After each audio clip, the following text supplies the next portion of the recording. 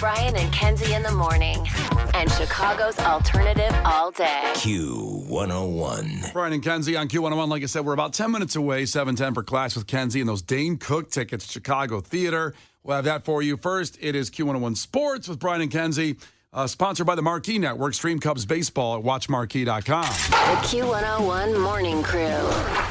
Sports. And how about this Cubs win if you were streaming on the Marquee Network?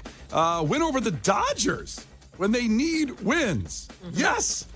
10-4 over the Dodgers. Now, here's the bad news. They're still 5 games out of the wild card because everybody keeps winning in that range that they're looking for the Mets. They're 5 games away from the Mets. The good news is, so that was kind of, again, with the bad news, good news stuff.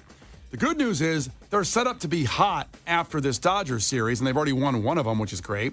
You got the Rockies, worst team in baseball, the A's, the Nationals. Now, they do have the Phillies, who are really good, but then they're at home at the Reds. So for most of that run, it's set up for them to have wins and get a streak going, whereas the Mets have a tough run. I don't know the whole schedule, but they have a real tough run of teams they have to play, because I don't want to go through the Mets schedule right now. They're playing Philly and Atlanta and Milwaukee and, not Colorado, who is not the worst team in baseball, but the worst team in the National League. We'll talk about the worst team in baseball in just a second. Oh, I forgot. What am I saying? Sorry, I know it was nice to pretend. I forgot that the worst team in baseball is like 3 miles from me. My bad. So that's good that the Cubs I was kind of in this range of like, well, even though they're not mathematically eliminated, they can't catch up. When you look at the schedule, they can. They can do it. And the one they're chasing has a really tough schedule. So let's go. Playoffs. Let's do it. Now, the worst team in baseball, the Chicago White Sox, lost to the Guardians. And they're now, are you ready for this? The White Sox are 33 and 112. 33 out of 112. Not out of. They've lost 112. No, 33 and 112. I'm trying to make it sound better. Very nice. Very nice of you. So they have to win now 8 of the next 17 to not be the worst ever in baseball history. So that's half.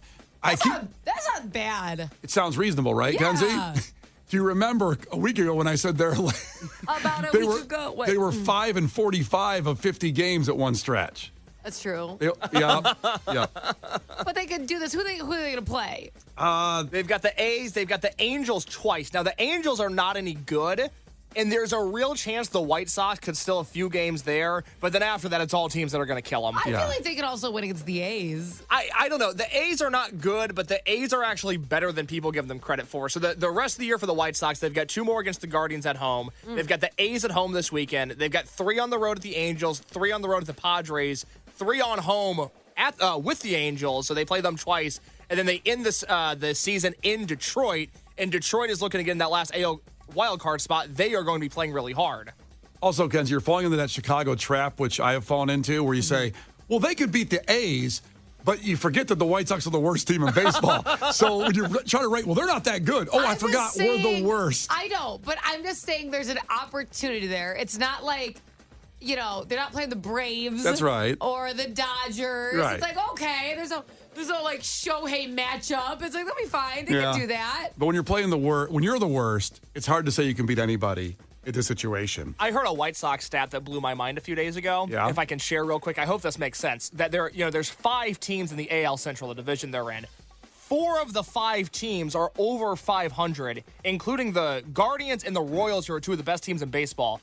The collective record of the AL Central is below 500 because the White Sox are so bad, they're dragging down the rest of the division. I feel like that stat is unnecessary. That's like, you don't have to say that. You know what, though? The White Sox are that kid that helped you out in the curve in high school. They've got the bell curve going for the White Sox. Like, thank God the White Sox are in my math class because now I'm going to get an A when I would have got like a C. It's like, you're just piling on at that point. Like, guess what else their bad score gets? Like, that's unnecessary. Everybody else are doing bad.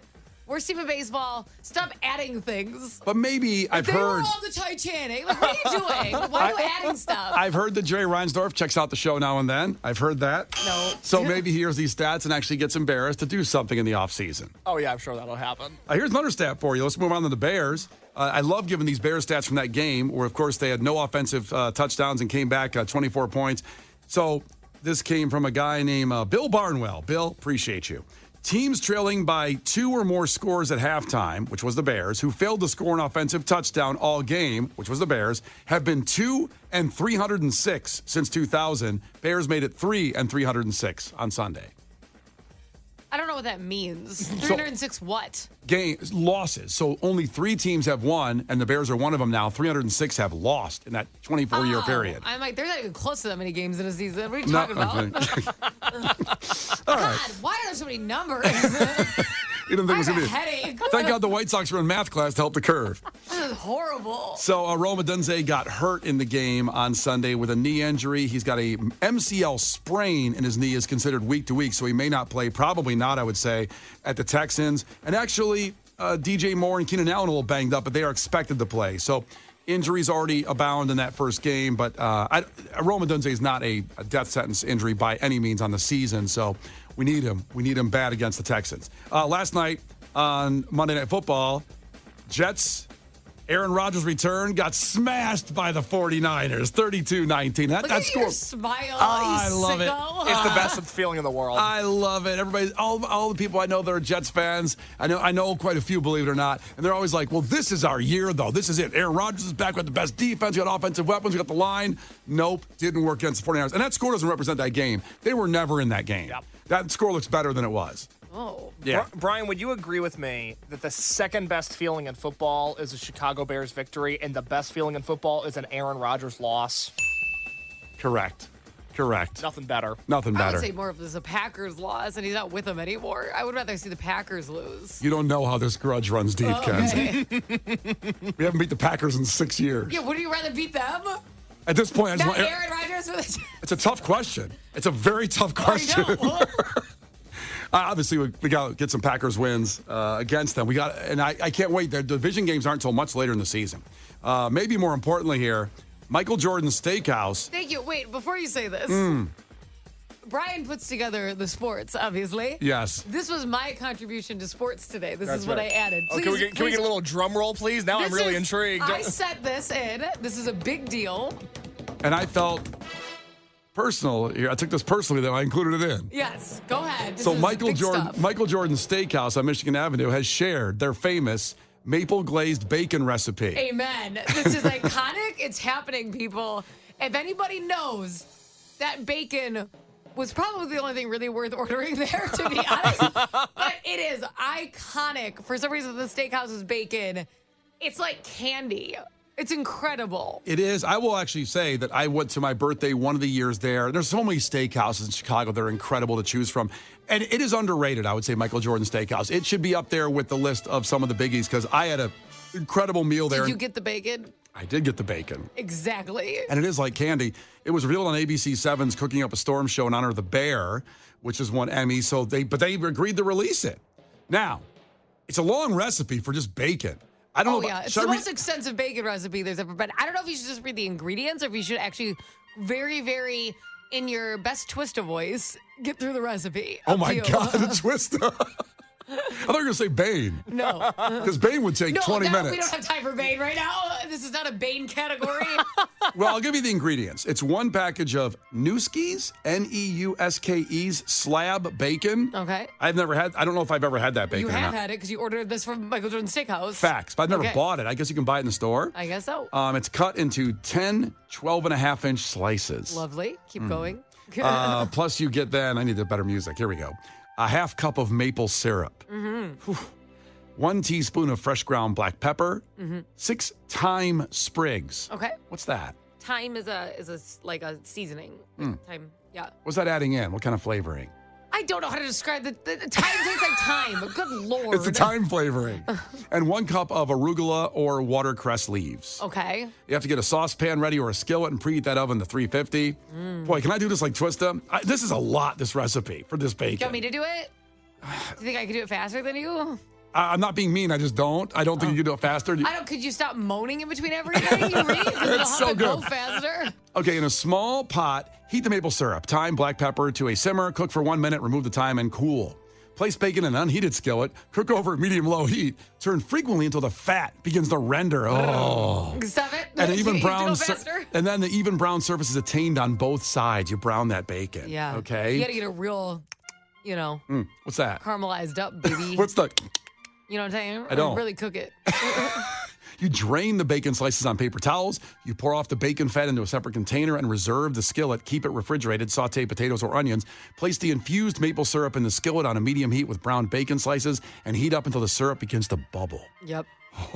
Using a spoon, baste the bacon with the syrup. Yeah.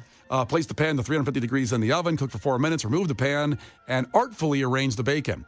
Pour the maple syrup from the pan and garnish with arugula and watercress. You know what's funny is when I heard artfully, I imagine you trying to make like a stick figure with it. So I'm pretty light. I try to make Michael Jordan dunking out of it, the logo with the I put it bacon. in a circle like a basketball. Oh, it'd be amazing. Well, there you go. Should we post that recipe so if you don't get it all? We should probably post the recipe. I think so. That's important. Well, it's a big deal that they released it because restaurants like to keep that stuff sacred and they let it go. This is like an iconic Chicago thing. Like Michael Jordan's bacon is a big deal. Yes. Does that sound bad when I say it like that? Say it again. Michael Jordan's bacon? Yeah, cooking up that bacon. Oh, there you go. The Brian and Kenzie Show. On Q 101. You can't defeat her. She's too powerful. Clash with Kenzie. Let the battle begin. Q 101. And Clash with Kenzie is sponsored by the Schaumburg Boomers. Feel the boom. For tickets, visit boomersbaseball.com. We have Dane Cook tickets on the line from our great friends at Live Nation. That shows a few next week, 2 weeks from Friday, September 27th. At the Chicago Theater, baby. Yeah, that's wild to see Dane Cook coming back strong here, and you will laugh your ass off at that show. I know. So, Excited. Dan in Chicago competing for the tickets if he wins in trivia against Kenzie. Dan, ahoy, tell us something about yourself. Hello, I am a teacher. Oh, no. Gotta be good at all the little facts. What do you teach? Hold up. Who's laughing in the background? Sounds like a hyena. That would be my fiance. We're going to work. Hey, girl. That's fun. That's wild that people actually go to work together. Oh, I drop her off. We don't work together. I know he dropped me off at the bus corner, makes me wait. Well, for the bus? Treat your fiance like a hooker. Dan, you're awesome. That's fantastic. All right. Well, back to you being a teacher. What do you teach and how old of kids do you teach? Oh, this is going to be weird depending on the questions we get. I'm a music teacher. Oh, cheater. It's not fair. It's not a fair occupation. No, I'm kidding. That's amazing. We need more music and arts in our schools, and I appreciate you. Thank you. We sure do need more of that. I agree. All right, here we go. First one to 5 wins. Listen carefully. If Kenzie gets one wrong, you can steal a point. She can do the same to you. Call heads or tails, Dan? Heads always shreds. Not today. It is tails. Damn, that was pretty brutal, Brian. That was a comeback. There was no joy. You know how much I love shredding, too, but it didn't work. That's what they say about you. That is a joke. Kenzie, question number 1. What do you got? The American Revolution helped free us from the rule of what country? England. England is right. Thank you, Hamilton. I've learned more because of Hamilton than I ever did because of school. I don't ever. Because of any teachers, that Hamilton taught me more. Hamilton, it's soaked in. My teachers all should have been rapping. That's what the problem was. I found out I really absorb it. Well, maybe if people when it's like got a catchy beat. maybe if music teachers like Dan got involved with the history teacher. That's what I'm saying. Dan, you got to link up with them, help them out. All right, Dan, question number 2. Yummo is the signature catchphrase of what television chef? Can you say the word one more time, please? Yummo.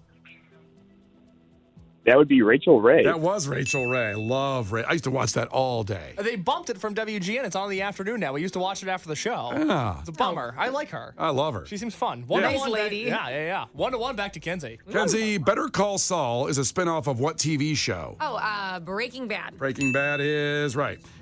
Dan, what is the opposite of a utopia? A dystopia. That's right. We're going through these, man. Let's see, back to Kenzie. Traditionally, what color jorts does the Incredible Hulk wear? Purple. I go through the memory. Yeah. Purple. Not a popular pant color, I have to be honest. And he's Typically not. always wearing them when he explodes. What are the odds? I was going to say, did he invent jorts? Okay, so the history of jorts goes from the Incredible Hulk to John Cena, and so yeah, I think Was he mimicking the Hulk? Is that why he wore them? I think just a big fan. Okay. Because his were hemmed. They were like, well, he doesn't explode into a monster. correct. Whereas the Hulks were ripped off because he got big. I'm sure the Hulk would have loved to have hemmed ones, Oh, but my it God. always happened out of nowhere. You imagine the Hulk going like, can you hem these off? I'm sure he got tired of buying his purple pants over and over and over again. Expensive. Can you imagine going back and buying purple every time? Like the guy at Banana Republic was like, what about something else? He's like, no, I'm going to go with the purple. I'll take 47. All right. 3-2 back to Dan. Dan, who is Batman's love interest? Catwoman? Catwoman's right. Good job.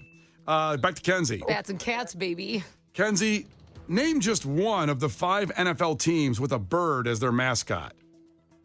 One of the 5 NFL teams with a bird, the Cardinals. The Cardinals is right. God, that made me nervous to say. I know some of it seems obvious, but then when you have to say it and you're like, you're just worried that you're having a stupid moment and then Yeah. everyone hears it. Sucks. I feel better now. Good. 4-3 back to Dan. Dan, what is the name of the cord joining a mother and her unborn daughter or son? That has an umbilical cord. I don't know why I went to daughter. I mean, I have one, but Yeah, biased. people have sons Belly too. buttons. Wow, so it's 4-4. Next one wins. That's right. Nobody's missed a question so far. This has been a good one. Wow. But it goes back to Kinsey. She won the coin toss. This is a good one. The fiance thinks it's been good. She's out of the corner yet. It's Yeah, one day. why aren't you on the bus yet? Oh, we passed that. Oh, God. We're raising it now. It's going to dump her on the side of the road. Okay, Kenzie. Yeah, give me one. Ooh. Okay, here we go. Okay. What plant makes up most of the koala's diet? Is it bamboo? No, it's not bamboo. Oh, boy. Dan for the win. That's eucalyptus. Eucalyptus is right. No wonder they're Congratulations. so calm. Why is They're that? just downing eucalyptus? Why was it good? Yeah, eucalyptus is very calming. It's like a smell. It's a smell at a lot of spas and stuff. Oh, didn't know that. They eat. Which one eats bamboo? Pandas. Panda, son of a nutcracker. I get 6 God. points. Stop. It doesn't matter. What You does it won. matter? You already won. You don't need an extra point. You're good. You won. You're going to see Dane Cook at the Chicago Theater Friday, September 27th. Our great partners and friends, Live Nation, will hook that up. So congratulations. You and the fiance can go, or whoever else you decide to take. Hey, thank you so much. Thank you. Thank you. She's so sweet. She's happy because she didn't get on the bus today. Amen. It's Brian and Kenzie on Q101. If you like winning free stuff, we're a half hour away, 8 a.m. for the Q101 pop-up. With The Offspring, your only chance to win is at 8 a.m. Tickets coming to you, and enjoy Bad Omens right now. It's Brian and Kenzie. The Brian and Kenzie Show. On Q101.